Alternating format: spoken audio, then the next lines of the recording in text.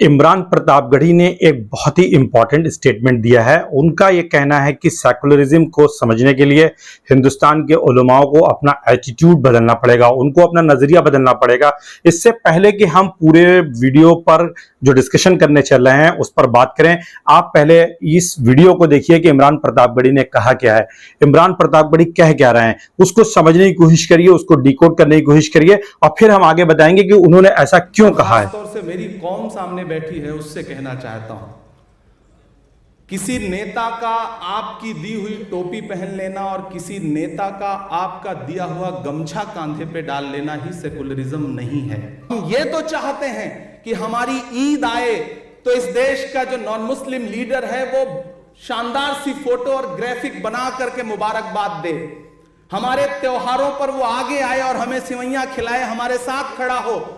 लेकिन आपका कोई नेता अगर ईद की होली की मुबारकबाद दे दे और अगर वो होली में कहीं किसी सियासी मजबूरी की वजह से ही सही खड़ा हो जाए और उसके कपड़े पे एक रंग लग जाए, तो ये जो फतवे निकलते हैं इन फतवों से भी कौम को बाज आना पड़ेगा। ये मैं बहुत कड़वी बात कह रहा हूं, ये बहुत कड़वी बात है, लेकिन आपको ये बात समझनी पड़ेगी। एक्चुअल में इमरान प्रतापगढ़ी ये बात कह रहे हैं कि सेकुलरिज्म को समझने के लिए हिंदुस्तान के जो उलेमा हैं उनको ये बात समझनी होगी कि किस तरीके से हिंदुस्तान के जो उलेमा हैं वो सेकुलरिज्म की बात करते हैं और सेकुलरिज्म के चलते न केवल मेजॉरिटी कम्युनिटी के जो लीडर्स हैं उनको टोपी पहनाते हैं, उनको इस्लामिक रुमाल उड़ाते हैं, रमजान में उनको अफ्तार में बुलाते हैं, ईद की मुबारकबाद के लिए वो कितना खुश होते हैं जब ऐसे मेजॉरिटी के लीडर उन्हें ईद की मुबारक देते हैं, हैप्पी ईद बोलते हैं। लेकिन जब एक मुस्लिम लीडर जैसे कि इमरान प्रतापगढ़ी हैं, क्योंकि वो कह रहे हैं कि एक मुस्लिम लीडर जब इस तरीके का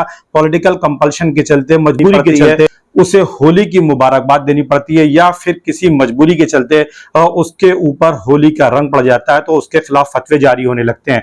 और ये चीज जो है समझनी होगी उलमाओं को, देश के मुसलमानों को, और ऐसे फतवे रोके जाने चाहिए। क्योंकि अगर आप सेकुलरिज्म चाहते हैं तो फिर आपको होली खेलने की इजाजत मिलनी चाहिए, दीपावली के साथ ही साथ जो है आपको उस पूजा में भी शामिल होने का राइट मिलना चाहिए। आप चूंकि लीडर हैं और चूंकि इमरान प्रतापगढ़ी एक राज्यसभा के मेंबर हैं, कांग्रेस के मेंबर हैं और इसलिए वो इस फोरम पर जो नए इलेक्टेड मेंबर ऑफ पार्लियामेंट चुन करके आए हैं लोकसभा के लिए, उनके बीच ये बात कह रहे हैं। वहां पर हजरत मौलाना सज्जाद नोमानी साहब भी मौजूद हैं, उनको भी वो मुखातिब कर रहे हैं और कह रहे हैं कि देखिए इस तरीके का एटीट्यूड मुस्लिम लीडर का होना चाहिए क्योंकि यही सेकुलरिज्म है। लेकिन हम यहां एक सवाल उठा रहे हैं, डेफिनेटली हिंदुस्तान एक सेकुलरिज्म है। सेकुलरिज्म का मतलब क्या है? अपने इसी ही लेक्चर में, इसी बयान में उन्होंने ये भी बात कही है कि सेकुलरिज्म वो है कि हमको हमारी कल्चर के साथ, हमारे लिबास के साथ, हमारी तहजीब के साथ एक्सेप्ट किया जाए सामने वाला, और उस सामने वाले की जो तहजीब है, जो कल्चर है, जो रिलीजन है, जो उसके विश्वास है, जो फेथ है,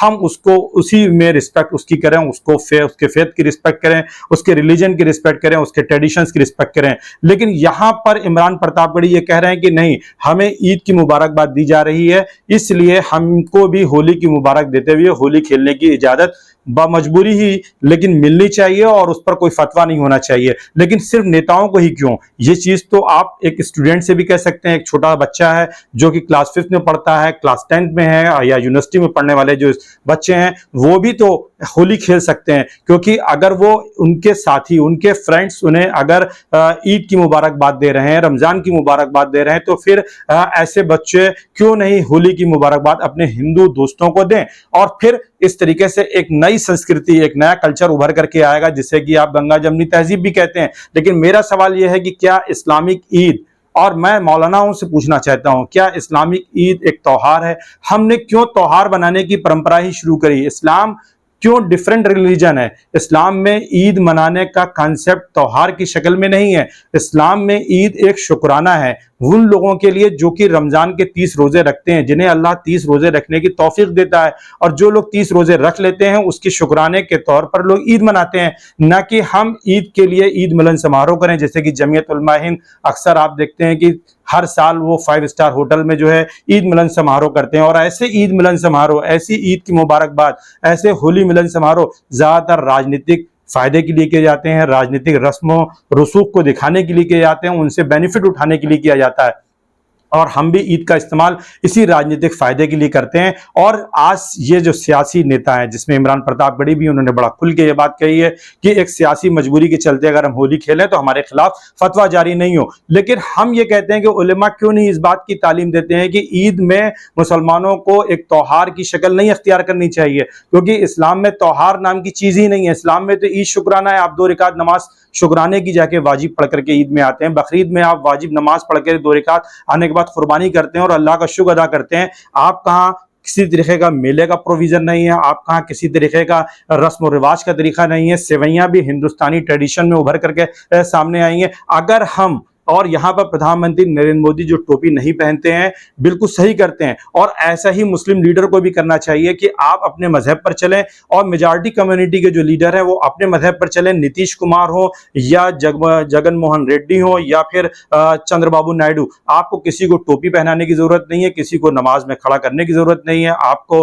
अफ्तार बुला करके इनके हाथों से रोजा खोलने की जरूरत नहीं है, क्योंकि ये आपका मजहबी फरीजा है, इसको आप अपने अल्लाह के लिए करते हैं। आप क्रिश्चियंस को देखें, उनके हाथ जब 25 दिसंबर को क्रिश्चियनिटी का जब दिन मनाया जाता है, जीसस क्राइस्ट का बर्थडे मनाया जाता है, तो वो किसी को भी नहीं बुलाते हैं। उनके यहाँ किसी भी तरीके के मजहबी लीडर या पॉलिटिकल लीडर उनके चर्चों में नहीं पहुंचते हैं। फिर मुसलमान ऐसी क्यों तवक्को करता है कि उसके ईद के प्रोग्राम में इस तरीके के लीडर आए और मजहबी एक प्रोग्राम को एक राजनीतिक शक्ल दी जाए। आप गुरुद्वारों को देख सकते हैं, वहां पर इस तरीके के सियासी जमावाड़े नहीं होते हैं, अलग अलग रिलीजन या अलग अलग पार्टीज के लीडर्स वहां पर नहीं इकट्ठा होते हैं। वो अपने त्योहार को अपने गुरु जी के लिए मनाते हैं, अपने मजहब के अकीदे के मुताबिक मनाते हैं। मुसलमानों को क्या जरूरत है कि उन्हें उनके मजहबी अकीदे के लिए अलग अलग लोग ईद की मुबारकबाद दें या बकरीद की मुबारकबाद दें, और इस चीज को समझना होगा और इस चीज की अवेयरनेस फैलानी होगी। और यही इस्लाम की ब्यूटी है कि इस्लाम ना तो जुलूस का सपोर्ट करता है, इस्लाम ना त्योहारों का सपोर्ट करता है, इस्लाम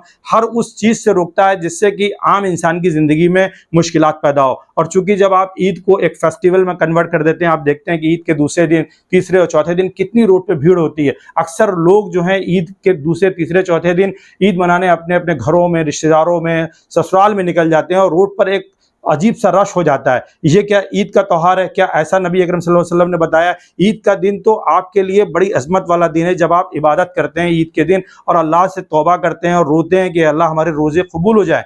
हमको इस चीज को आगे लेकर के आना होगा, उलेमा को इस डायरेक्शन में काम करना होगा। अपने मजहबी जो भी आपके त्योहार हैं, जो फेस्टिवल्स हैं, उनका सियासी इस्तेमाल खुद जो हम करवाते हैं उसको रोकना होगा, उसको बंद करना पड़ेगा। और अगर कोई भी सियासी दल हमारे ईद के त्यौहार को या किसी भी त्यौहार को, चाहे वो रमज़ान हो, ईद हो, बकरीद हो, उसका वो अगर इस्तेमाल करना चाहते हैं तो हमें उसके साथ सख्ती से निपटना होगा। हम अपने मजहब को सियासत के लिए इस्तेमाल नहीं होने दे सकते। और यही एक खूबसूरत सेकुलरिज्म है कि हम अपने मजहब पर चलें, सामने वाले मजहब की रिस्पेक्ट करें, उसके ट्रेडिशंस की रिस्पेक्ट करें और अपने रिलीजन पर आज़ादी के साथ अमल करते हुए उस पर चलें और दूसरा हमारे ट्रेडिशंस की रिस्पेक्ट करें। कैसा लगा हमारा ये एनालिसिस आपको? आप ज़रूर कमेंट करके हमें बताएं। Thank you.